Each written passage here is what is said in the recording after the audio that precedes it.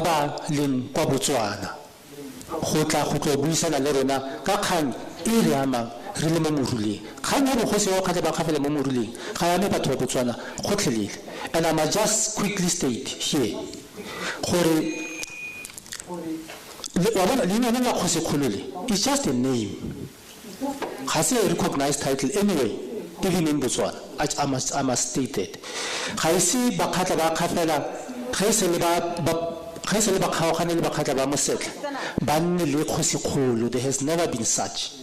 Le go fitlhela yaanong ba kgatla ga bana title e go tweng Kgosikgolo. Sa bobedi ga gona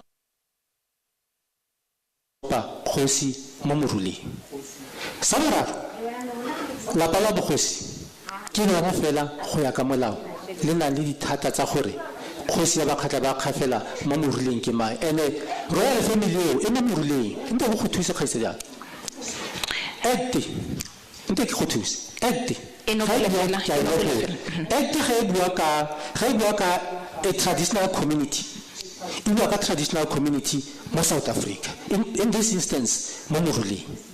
Ga e bua ka royal family, e bua ka royal family e leng mo moruleng in that community. Ga e bua ka kgosi, e bua ka kgosi e tlhophilweng ke royal family in that community. Ga e bua ka any other community outside of the, not even outside of kgafela mo moruleng, not even outside the borders of kgafela mo moruleng, let alone Botswana. E sore fela jalo Kgosigadi a re tla mo go wena a wena o khotsofalela tsela e puso e sereganyang ka teng mo mathateng a segosi. Tota gotlhelele ga e thusi morafe wa bakgatla gotlhelele ke ka mo ntlheng e fetileng ke rileng puso ya rona e recognize batshwarelli, e recognize di foreigners. Ora jang Kgosigadi fa re di foreigners are kgosi kgafela a ke re kgosi kgafela ke ene a tlhophileng kgosi Ramono gore a tshwarelle ya le gore a gore ba recognize batho ba ba tswang ka kontle ke the foreigners. A re go wena Lebogang a lona la e puso e tserayang ka teng mo kgotlang ya segosi. Well, go khotsofala ga nka ke kare me nkare maiteko a puso gone ra lemoga maiteko a puso ga se mo khotsofatsang ka gore puso e na le thata ya gore e ka re khotsofatsa, mme bonya ba puso mo go direng tiro ya bona ga bo khotsofatse gotlhelele, ga se mo khotsofatsang because of lebaka ke le commission e ntse re ya mai report a teng e tswile ka 2019 ka di 20 tsa August, mme ge sene e saenelwa mo teng go a bontsha sentle gore ga go a tshwanela gore go nne le any delay mo go implementing the recommendations tsa that commission of inquiry e leng gore go ntse le a serious delay ke ra yana delay dingwaga tse tharo. Not only that, yes, dingwaga tse tharo, yes, but go simolola fela ka go withdraw certificate sa re nyalana go tsere over 8 months go le gore ebe that commission report itswe. We had to record re file mandamus to force them gore ba ntse. So ke fa mabaka a sa khotsofatseng a puso gore we have to go to court gore ba ntshe report ya e leng gore e affecta matshelo a bakgatla ba kgafela, and then ba itse gore there's a lot of confusion mo kgatleng. So ntlha nngwe gape ke yone ya gore puso ge ke re kgotsofale ntlha nngwe ke ba rile ka taxpayers money a re nopole re sona go gore re se ba retse le baagi re utlwe jalo maikutlo a bone e nopole fela go se go seneng. Yes, ke nopola tse di botlhokwa. Ntlha nngwe ke gore mma go na le forensic e appointileng ke puso gore tlhotlhomise dikgang tsa baka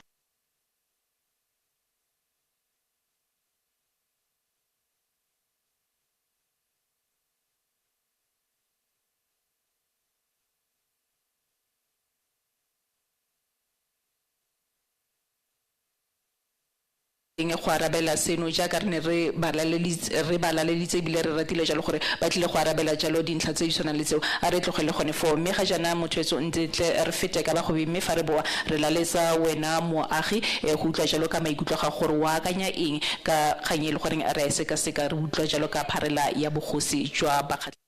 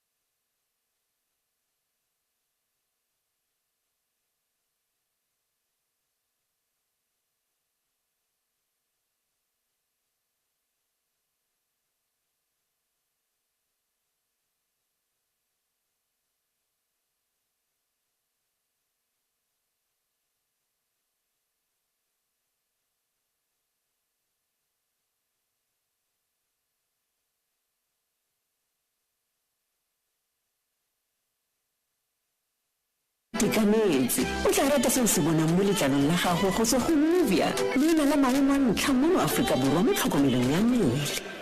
itlhabe botlhale le re filwe komane mo motsweding FM konka bokamoso itlhabe botlhale re a leboga ga jana ke metsotso e le 18 pele ga ura ya bongwe o santse re tse thulaganyo eno ya itlhabe botlhale mme bile jaaka re go tshepisitse ke nako jaanong ya gore re utlwe baagi le wena moretsi kwa gae re utlwe jalo gore maikutlo a gago ka se re se sekasekanye ke eng wa akanya eng mme bile re tswelela pele tla re utlwe jalo potso ke kopa mme a ikitsise le gore potso ya gago e lebisitse kwa go mang ke a leboga dumelang baretsi nna ke ntsha dipilane tsheole wa kgoro ya kgosi wa lapa la bogosi potso ya me e lebile go remaname sa ntlha ke ne ke batla go itse gore remaname a re bolela gore mo lapeng la bogosi o mo seemong sefe fa a emetse kgosi Ramono le Pilane Lentswe o mo seemong sefe sa bobedi seemo seo fa a bua gore re kgotsofatsa ga re o ra bonang ka gore lapa la bogosi le tlhatlhamang kgosi Pilane wa ntla kgosi Pilane o beile sentle gore malapa a bana ba khatha ba khafela mo moruleng ke malapa a mararo a matona lo ra khamanyane lo ra tshomankane le lo ra mantirisi lo ra tshomankane ra khadi kaekwa o tswa mo go lona lo ra mantirisi rangwane se gale Pilane o tswa mo go lona mme ka le rangwane kgosi e buelelwa ke borangwane ga e buelele yana rangwane o rapa lo ra mantirisi ke na buelelang kgosi Nyalala Pilane e le ora Kgamanyana. Yaanong ga ke itse gore kgosi Ramono ka Ramanana a bua gore go na le lapa la bogosi bo ramane ba kae e be bona ba buelelang kgosi. Ga ke batla gore a ipolela gore o tswa mo lapeng le fela kgosi. You tlogetse maiso tla re utlwe go tswa mo go ene Lebogang gore thank you. All right, ke tsa gore ge o introduce fa lwena mme o tlhalositse gore ke emeletse kgosi Ramono a ka tla fa ke re kwa lapa la bogosi. Mme nte ke clarify something ke spokesperson, official spokesperson sa kgosi kgolo kgafela o bedi o ileng ene kgosi ya Bakgatla. Kgosi ya Bakgatla e one ke boeletsa gape ba bangwe ya ka kgosi Ramono ke barongwa. Ga se gore kgosi Ramono le ena ka re o tsetswe ile kgosi, motho o tsetsweng ile kgosi ke kgosi kgolo kgafela wa bobedi. Yaanong ke fa ke rumilwe ke kgosi Ramono mme gape ke spokesperson sa kgosi kgolo mo ileng gore ntlhatse tse ke di buang tse ga ke bui dintlha fela tse ileng gore ga ke na kitso ya tsone. Yaanong ke na le tetla, ke fa ka tetla ya kgosi Ramono, ke fa gape ka tetla ya kgosi ya Bakgatla. Re a leboga ka ga seo ke tsa gore motsadi wa rabegile mme go na le potso e nngwe ka fa letlhakoreng le lengwe re tla amogela potso e nngwe kgotsa tshwaelo batsadi ke kopa o ikitsise ra le gore potso ya gago kgotsa tshwaelo e lebile go go mang o buang o na ke Lifi Senwelo motswase le Senwelo go tlaga go le setlheng nna re rangwana Bopilane ke bana ba mogolo a rona ba tswala ke kgosi kgolo Molefe. Yaanong rangwana Bopilane re batla jaaka dikgosi. Yaanong ke tshelo ya ka ke re tlaga kgakala le kgannye re na le borre mogolo Segaga le bomme kwa kaekwa re ngwangware ga tsamaiso ya kgosi Nyalwa morafe le kgora kgosi ya Baratshomakane ya re Roma kwa Moshu a re fitlha kwa Moshu ra feta re itega re kry-a kgosi Lokgafela ka di 31 tsa July 2008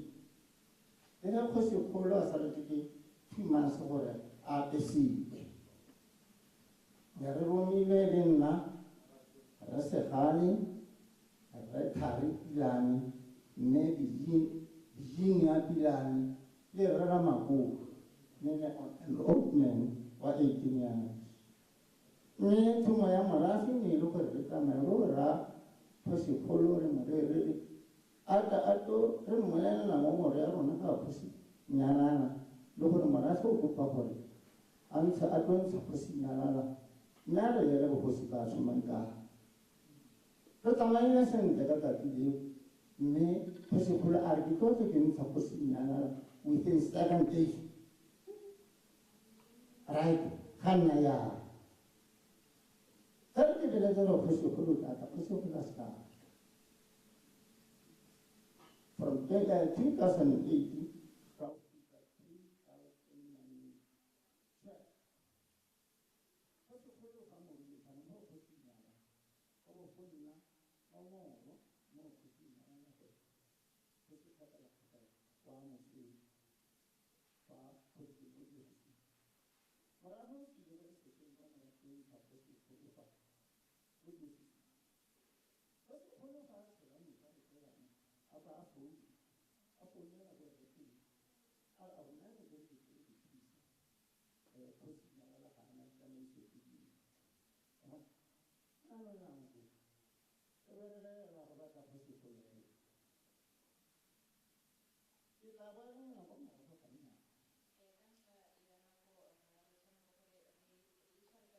fela ino polenyana fela re tshwanela gore re ba go dimona ra go ga go kgaogana ke tsena mo go kgaogana ga rona le bua re sekgale ga le mosaiti la tshomanga re tlile fana ke ra toita interview ya bogosi fana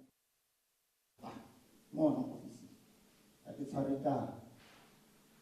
interview ya o ke re ya kwa picking ku ya la go re sekga o me ka ere le kwa teng ga ke la re bogosi ke mare re bogosi go ka tshomanga ka re bogosi bo mekgwaneledi go tloga ka bakgatla ba tsetswe ke matlhao ana makgosi ga ba kgaogana ka morago ngolomo le kgosi ya morafa ga ene ba tlotlana ba itse gore o tsetsweng ke dikema ene kgosi go mme ga ke tlowana o tshetemola tsona magana ka ga ko fetisa dintwa le matshwenyego a tlo gakolola ba banyana yaanong rata kgere la pala bogosi go busa ba rapilana re lebogela le morago leo motsadi re tshwana ke gore re fete ka bago mme fa re boa re tswelela pele go tsa ba bangwe ba baagi ga mmogo le motlhagiso tlankela jalo gore ana go na le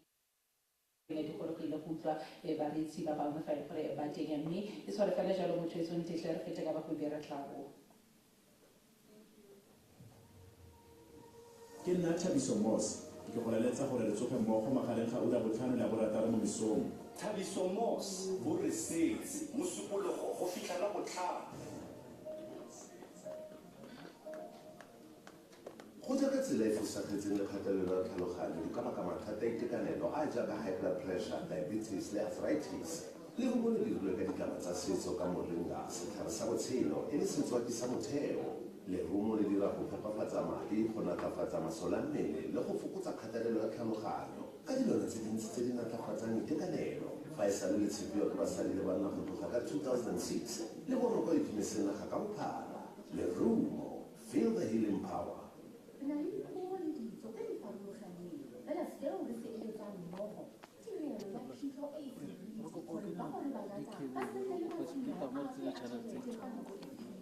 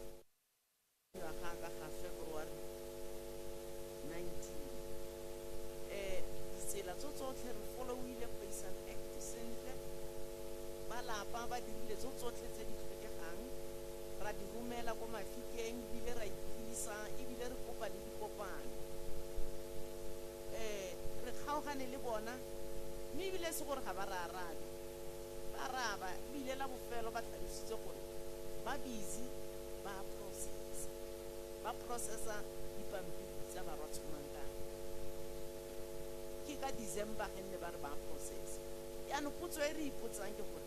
na re tota ba processa sebaka se se ka kang kana ke batho ba putso gore sengwe se teng se se dirang gore ba goge maoto ba lese ebile ge se le ba rile ra processa ba ka se ka ga nna le go letisa moko go bontsha gore tota ba processa ore re bone sign nyana ya go bontsha gore tota ba gare go di investigations ga ba di rialo a re tlogele fo ebile re ne re ratile jalo go utlwa letlhakore la puso mme re sone go gore re tlogele fo tla re tsene mo go mo potsong ya ntla ya motho o nna botsa jalo gore go goreng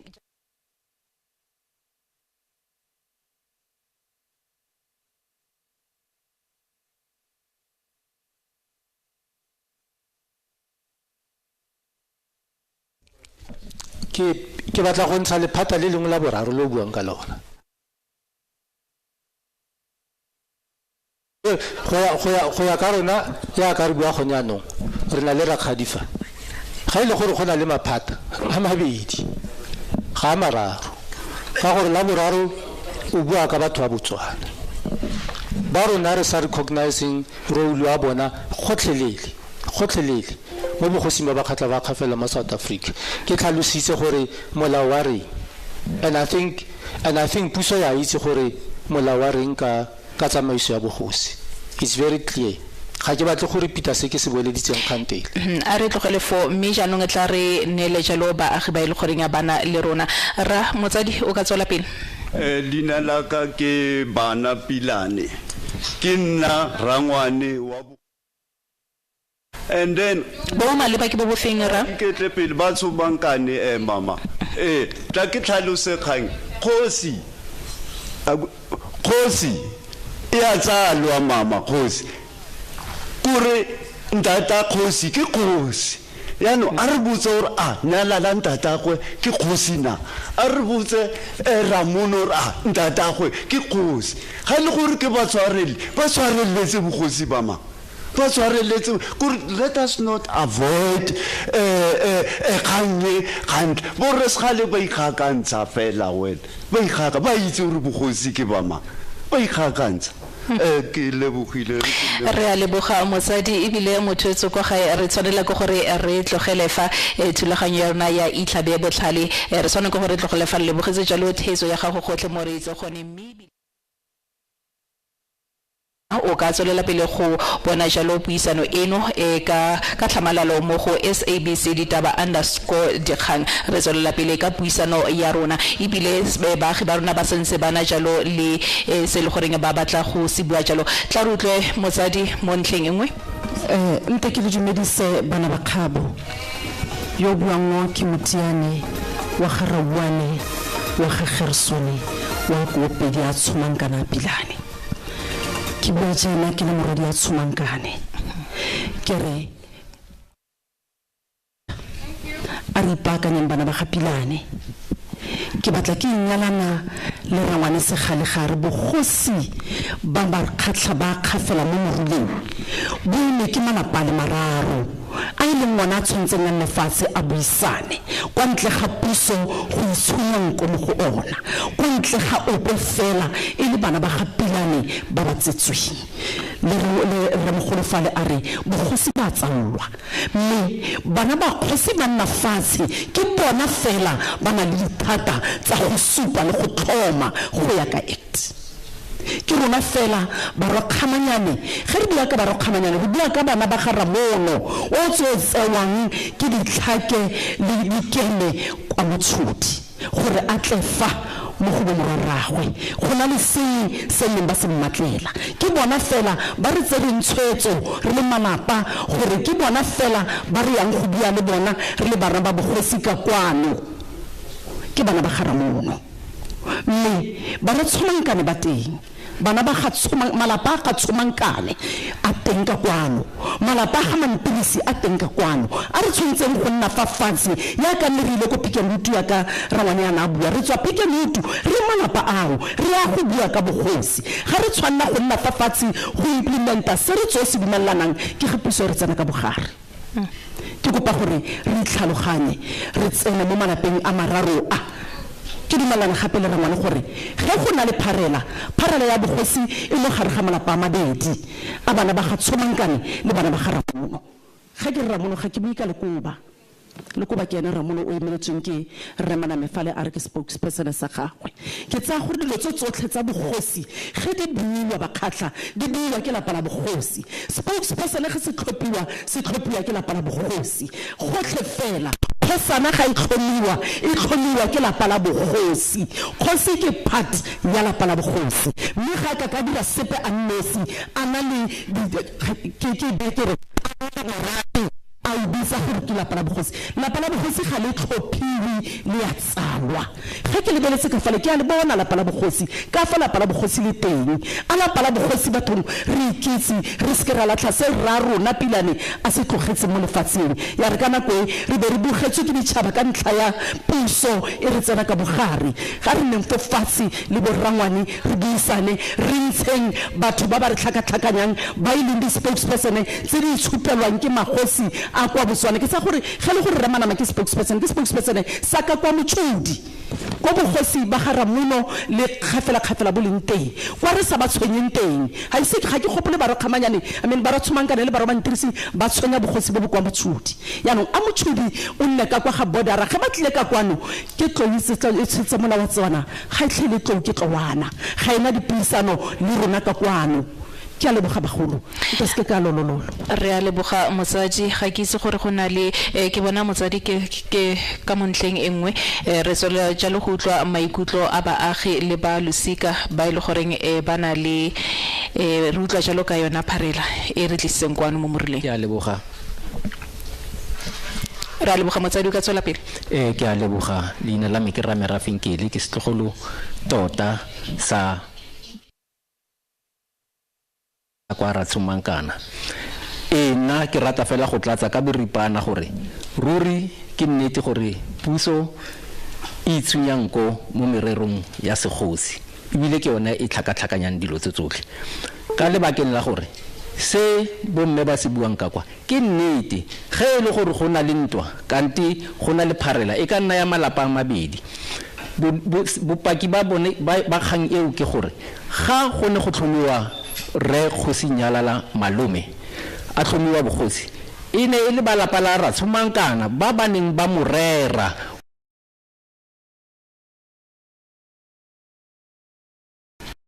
Tshomankana mare ko bofelelong ga puso ya Northwest e montsha ga ba ise ba bitse lapa la kwa ra Tshomankana lona le neng le motlhoma bogosi gore a tshwarelle ka gore go na le tirisano mmogo magareng ga malapa a mabedi ana ba kwa Ramono le ba kwa ra Tshomankana ya puso ya Northwest e leng gore malapa le a neng a le kwa tlase a batla gore a nne matona a nne kodimo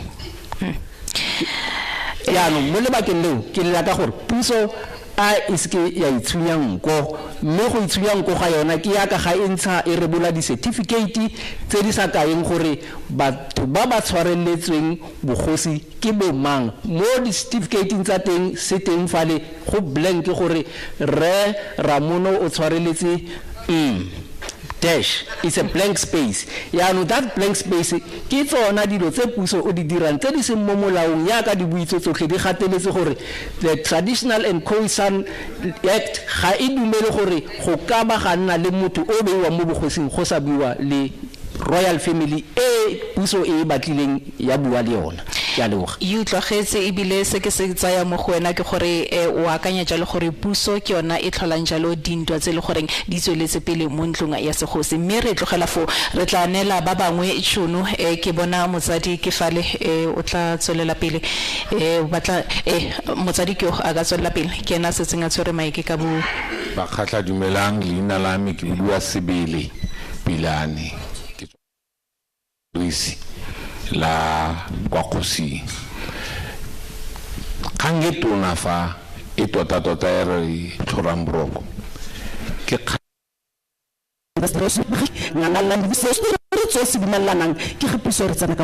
gore re segale gore tsamaiso eo ga e mo molao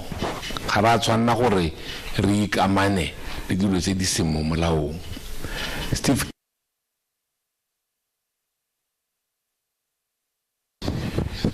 go na le tsamaiso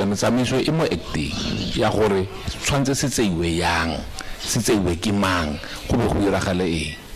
kganyame ya bofelo ke ye go mo pepeneneng gore malapa a busang go ya ka tatelano ya ona a tshwantse a kopane a le mo Afrika le mo seemong sa apartheid mo re na le dikoloni re ka busiwang ke batho ba tswang lefatshe le sele ga re ba tlontlole ke bo morwa rona ra ba itse mme fela ga re ba itse yaka magosi ka kwano ba tsamaile ka nako nne go diragala gore go tsamaiwe mme ya re motsamonyana go ga nna le dibodara be go nna le melao e leng teng gompieno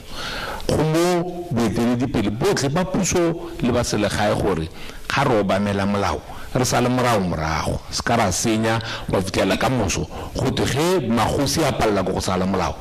batlanka ba tla re ke a leboga ra leboga ra e sware fela jalo re tla boela mo go lona baagi re tswella pele ka dipotso le maikutlo a lona go utlwa jalo le tshwaela le dipotso gore lona lo akanyang ka ntlha eno mme ga jana tla ke boele go baeng ba rona maabane re ne go ketekwe jalo ngwao le setso ke tlhaloganya jalo gore go nile jalo le tla re lebisa kwa go wena re segale gore kgotlhang ya bogosi ya ma le go aroganya jalo morafe go le kae se ka maabane le no le tsore jalo moletlo ya ngwao kwa mafelong a farologaneng o tsiboga jang mo ntlheng eo re ne re tshwere moletlo ko moruleng re dumelang gore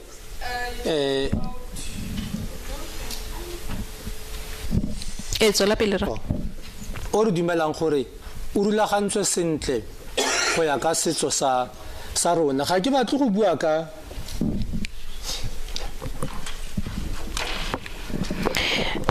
re tla tswelela pele ke tswela ga re batle go bua ka se bidiwang go twe ke moletlo o nne o le ko se fikile o nneng o rulagantswe ke Rre Ramono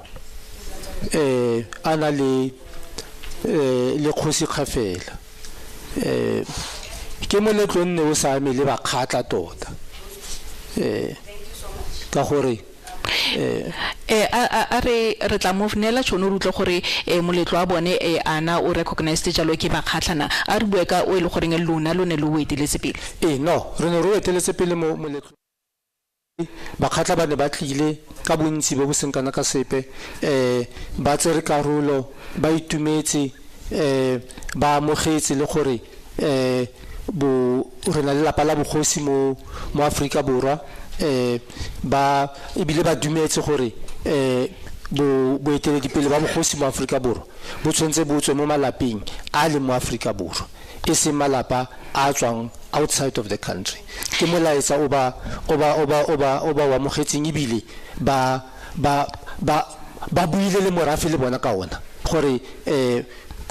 mo boammaruring bogosi ba bakgatla ba Kgafela bo mo Afrika Borwa gope fela ko leng ko teng kwa ntle ga fo moruleng re Maname a re utlwe jalo ka moletlo e le go lona lo ne le o dirile a o ne o lebeletse jalo ba kgatlha kgotsa jang ne ke rente ke riana go sina re ke ire correction ya something gore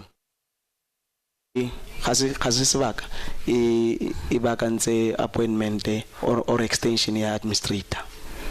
pele ne a ke ne magapele ne ke tsitseng tla gore administrator le anong ntse posina ga ile vacant so ne ke re ke fitise and then mo ntleng e mai buang ke tsa gore gona di ntla tse dintsi tse ne di tlhokile response wa bona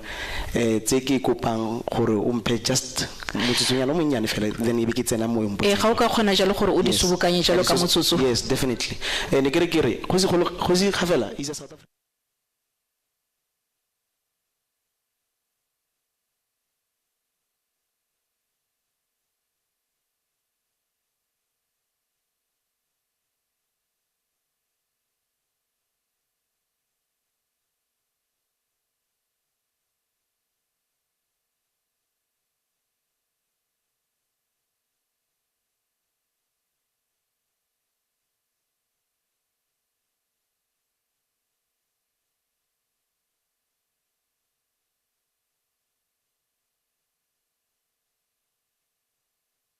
mo ba leng teng mokgatla ka fela a ka ntswa a le Namibia a ka tswa a le kae a ka tswa a le kae ke kgosi kgolo ke ene kgosi ya bakgatla e tsetsweng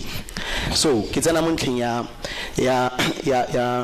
ntha ya heritage ke iso ka ntse mme a ke ranong ya ka ke rubilane sentse ke di tlhagise ya nong ke riana mme ke re moletlo wa maabane o ne o ile moletlo wa khatla ba khafela ising o selectang gore mokhatla ko kae ba khatla ba khafela so ba khatla ba khafela ga ba thumi ka 1994 ka Mboleng ba khatla ba khafela ke morafe o ileng gore ke sebaka o le teng before dipuso tse di nna teng so moletlo wa maabane o tsamaile pila o na attendile ke ba khatla ba khafela e bile re na le baeng ba ba tswang ko Makapanstad ba tlile go tlo ketika le rona moletlo wa maabane e bile o tsamaile sentle thata e be kgosi go lona le teng o beile morafe lefoko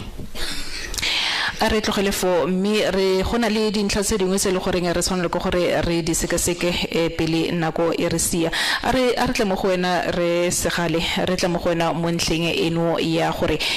ke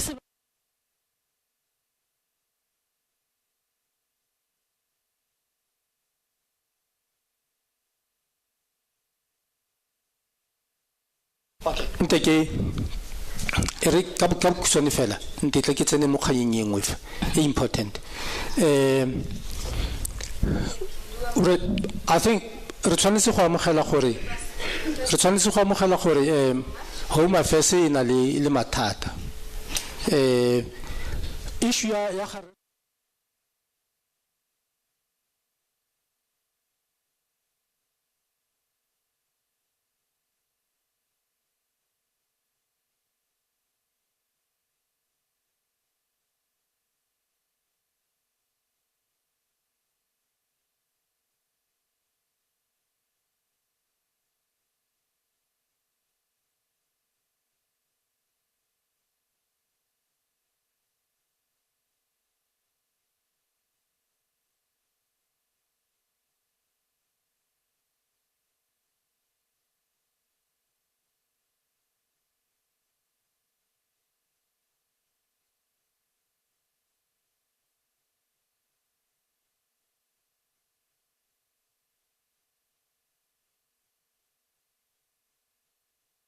le khwagile di office tsa morafe ka madi a morafe go ntse le ditsela tse di agilweng in particular Moruleng tsela e ka fa Moruleng Boulevard tsela e yang go se fikile totaling over bo 100 million rands tse di agileng ditsela tsele go ntse le currently re na le di benya it's a new company dirang di ring and other stuff go ntse le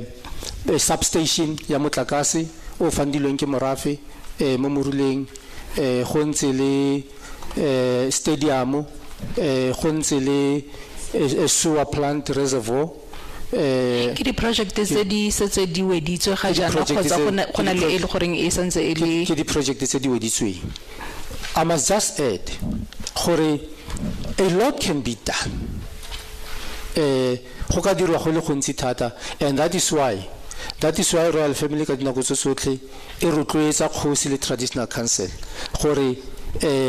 re tshwentse re focuse mo go tlhabolole morafe, mo go uplifte morafe ka sengwe le sengwe se re nang le sona le di-partnera tsa rona, because re na le maikarabelo a gore seemo sa morafe se tshwanetse go fetoga, and se tshwanetse go fetogela ko botokeng, and morafe o tla dirisa whatever capital e ba nang le yona to facilitate that process, le ga ile gore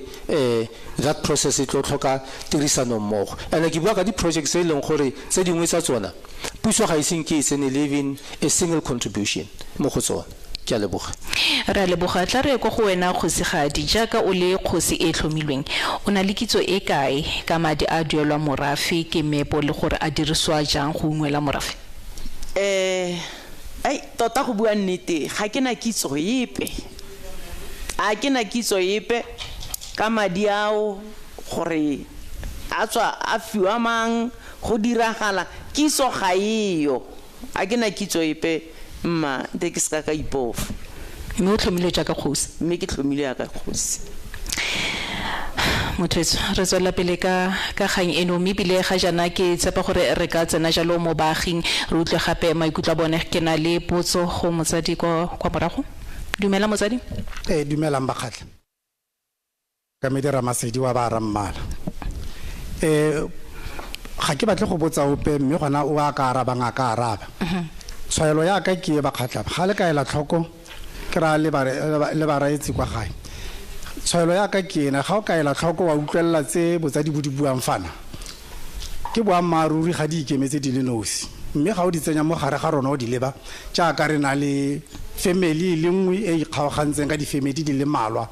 mme o tlhelle ipitsa the royal family go ra gore morafe wa bakgatla wa kgosikgolo o sentse o tlo nna le mathata ka gore fo re leng teng fana le ge re segale a re ke a mangwe ra ntshetse kwa ntle, re na le the royal family e ka fa ya gamme ka e kwa re na le the royal family e ka fa ya ga Kgosi Nyalala. So ka no si fela mo moagong gore le mo gona ke mathata a re tsang gore a rarabolotswe kwa commissioning of inquiry. Fitlheletse se botsadi bo se ganang se go tshwanelang gore mongwe le mongwe a ka nna gana le sona. Puso e batsadi ba fila gore puso ga e ba direle sentle, mme tse re di tshwetso go latela di recommendations tsa commission of inquiry. Ga ba itumelele gore ga e ba thusi, mme se wa se diragale ka gore puso e kreile boammaaruri mo go lona re le mo radio nyana ga re ne re kgona ntsha dintlha tsotlhe. Ke tshwangwa fela ke gore mathata a ga pagamologa mogolo a bona e leng Kgosi Ramono a mo go bona ba ba go tlase bona ga bo nna le mathata onane. Ke a leboga. Re a leboga motsadi, mme tla re boele go wena Kgosigadi, ntle ya gore o bua jalo gore wena ga o itse sepe ka matlole a ile goreng la amogela jalo di-royalties le goreng la di amogela go tswa ko pusong e ya ntshwenya, ebile ga ke kgotsofalele jalo ka mokgwa wa arabileng ka teng. Go tla jang ga ke tlhaloganye gore o tlhomilwe jaaka kgosi ga o itse gore matlole a kae a tsamaiswa bokae, gore ga re ka gore a re le na le bokae di buka tsa morafe di a re go na le bokae e dirisetswa eng, o ka se re bolele seo? A ke nnete? Ke nnete nka se kitso ya sepe fela, mme ya ka nne ba tlhalosa gore ke ile ra o kopana ko Pickingwood kgale ke le mme ka I think it's 2012 re le malapa a mararo e le gore go leka go baakanya dilo, mme mo kopanong eo go ntse le bothata gape ka gore wa ise lapa le la tshomankane, lapa problem la tshomankane ke lona le leng bothata ka gore nne go lebeletse gore gote lapa la kgamanyane mo South Africa ke lona le letona, ebe go nna ba gore go nna dikgosi tse pedi nna kgosi kwa Tsomankane kgosi kwa Mantrisi nna ra e gana ba gaitso Tsomankane o tsetswe kgosi Pilane o nana le basadi ba 13 ma go Tsomankane ke ene cattle wife ke ene a tswetsweng ke dikgomo tsa bogadi ba gaitso ke temo chapter page 173 si chapter re ka ibusa ge le gore nako ya letle nako ga e re letle ke tsa gore go na le potso kgotsa tshwaelo go tswa mo a re ne le batsadi ba bangwe tšhono tla re ke bona mme fale dumela mme dumela ba khatla ke kae kwa Pilane kae kwa Pilane e seng Pilane Swenso go ra gore ke tswa mo lapeng la Rakgamanyana kgosi Kgadifale kgosi Kgadi ke morwarrae mme ke lebogela gore re be re le mmogo fa re leng teng fa go buile ka malapa a mararo Kgamanyana Tsomankane Mantrisi ga ke a utlwa re mana Mefale a bua ka malapa a mararo a eteletseng bogosi ba ba kgatlha mo moruleng go raya gore ga ikitse ene ba botlhe ba ba ntseng ba bua fa ke bo Pilane kae kwa Pilane Motshegwe Segale Pilane Ntshadi Pilane Tsheole Modiane Pilane ga gona manane mo kgatlheng o buile gore ke sebueledi sa ga kgosi mara kgang ke gore sebueledi sa bogosi tshwantse setso mo lapeng la bogosi ga re bui ka motho o tswang ko ntle a re ke sebueledi sa kgosi so maname ga a ye mo kgatlheng ke ne ke batla go e tlhalosa ya mme ke itumela gore mo kgang yotlhe re le mo go yona malapa a mararo a teng Rakgadi Kaekwa Pilane Motshegwe o tswa mo Tsomankane Rawane Segale Pilane o tswa mo Mantrisi ene go ka lebella mo le tlhakore la kgosi Nyalala malapa a mararo a represented mare ka mo le tlhakole la Rakgadi Kaekwa Pilane Motshegwe ke Tsomankane fela le lengwe le mo Mantrisi ba teng ka mo letlhakoreng la kgosi Nyalala so go ra gore ka mo letlhakoreng la Rakgadi Kaekwa Pilane Motshegwe go tlile Tsomankane fela re manamene bathong o tlile le nosi le ge le sebueledi re go tlile bile re go tlhalogantse motsadi ga ke se gore go na le o mongwe gape ka tswana le potso le tshwaelo mme bile tla ke tla re bane le tšhono tla re utlwe gore go ya ka bone ka boraro ba bone ba akanya gore tharabololo e ka nna eng a re simola eno ya bogosi e ka nna eng re dumela mo dipuisanong ke selo sa ntlha ke ka mo o ka se fitlheleng re dumela gore puso e tshwantse e letle malapa go kopana a buisane a le tlhoka puso gore le kopane le malapa le mararo ga re tlhoke puso gore ke kopa gore o nkutlwelele sentle ra re puso e re letle kwa ntle ga go itshunya gore re tle re kgone go kopana re buisane re rarabolle mathata a ileng a rona ga re letse go bona puso e re itlhophileng anyway gore e nne bone ba eteletseng pele go phatlhalla ga morafe ka ditshwetso tse ba di tsayang ka bogosi ba rona ditshwetso tse ba itseng gore di tshwentse di tsewe ke bomang ka gore ba itse gore ditshwetso tse di tsewa ke lapa ga di tsewe ke bona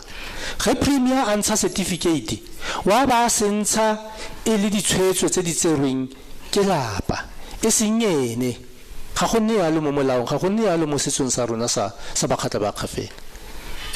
di premier tsa rona di tshwanetse go ithuta gore di boele morago ga go tla mo go supeng ga kgosi di boele morago di letle malapa go ipua go tsa tshwetso re tla thulana ka ditlhogo fo re thulanang ka ditlhogo fo tseng re tla fapana fo re fapanang fo teng re tla se re utlwana fo re sa utlwaneng fo teng mme go bofelong go maikarabelong a rona gore re kopane re tseye ditshwetso tse re tshwanetseng go di tsaya ke a leboga ka ga seo mme ebile ke ipotsa jalo gore a lone lo sa kopane pele puso e bona jalo gore le tsereganye e le ka ntlha gore gongwe mathata a lona ke ka mo puso e bonang jalo gore e tsereganye nya re ne ra kopana ra kgadika ya kwa fa le bo morara ba bang ba tlhalositse gore go se le ganne le dipuisano tsa Pick and Hood ko nne sa 2012 ko re neng re buisana ko teng go ntse le dikgaogano tsa teng modi wa teng o tswa ko Botswana ko Botswana ka gore o ne a ya mo go ba bangwe ba rona a tshepisa le godimo le lefatshe a tshepisa bogosi ba ke sa itseng gore o ne a tsaya ka dithata tsa gore a dire jalo mme rona ka dinako tse tsotlhe re solofela gore re tshwentse re buisane re kopane ke setse ke tswa go go rakgadithaine makgetho a le mantsinyana gore re buisane re try go resolve this issue ka gore lapa le la ga Mantirisile ntse ke tlhalose lapa le la ga Mantirisile maikarabelo a lona le letona ke go bona gore malapa a mabedi a ntlha a kopana go nna le kagiso bogosi bo boela mo bo tshwanetseng gore bo boele fo teng tsamaiso ya morafe e wele sentle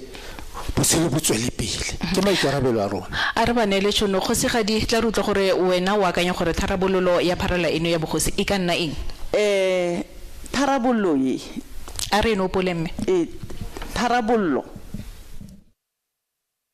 pusa thata fela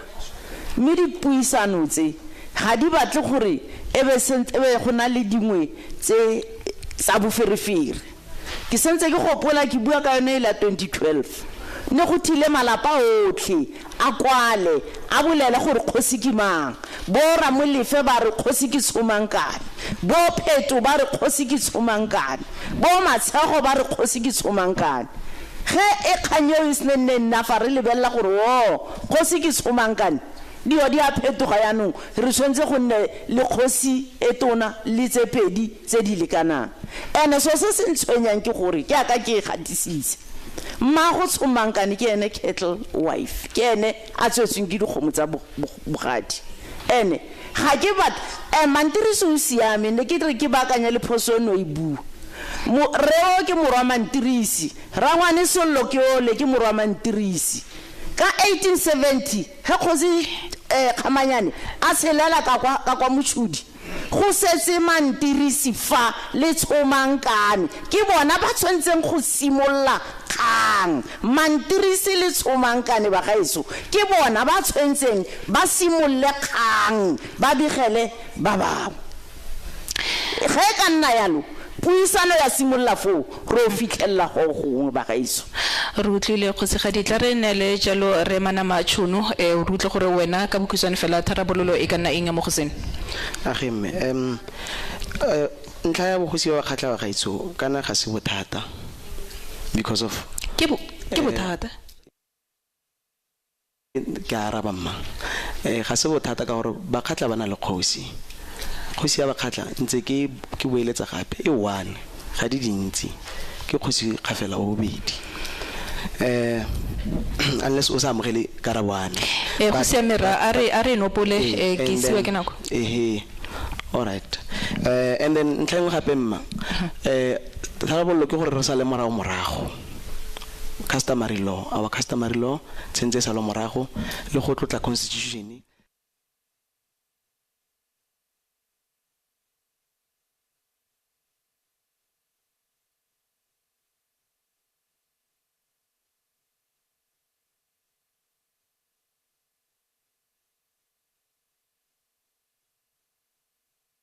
Speak, so they are actually in contempt of court order. Ew. ne re tla tsena mo go yona mme ka ntlha ya nako re tshwana go gore re tlogele fa mothoetso re ne re seka jalo pharela ya bogosi jono jwa bakgatla ba gafela mme bile jaaka re utlwile jalo ta otlhe ka boraro re akanya jalo gore go tlogefa go tla nna jalo le yona tharabololo jaaka ba ka ile ka boraro ba bone gore tharabololo e ka nna eng ba gaitso rata gore re leboge jalo nako ya lona le matsapa lona go tla gore tsa jalo thulaganyo eno ya itlhabe botlhale rona re dirile go lekane nna ke re filo komane ke a leboga ba gaitso ke leboga jalo le botlhe ba stegenike ba ile goreng ba thusitse gompieno re a leboga re tlogelafa